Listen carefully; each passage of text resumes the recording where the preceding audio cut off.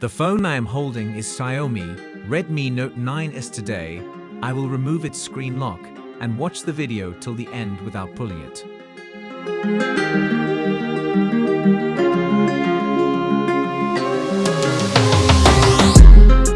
This device is locked.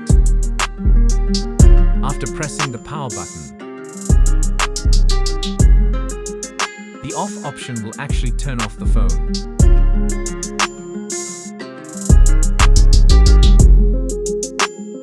Press and hold power button plus volume up together.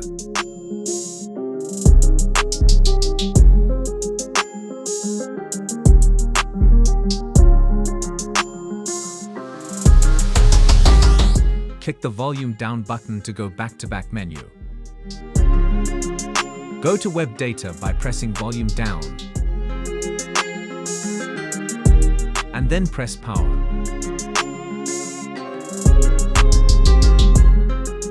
I will press all web data. Then click continue.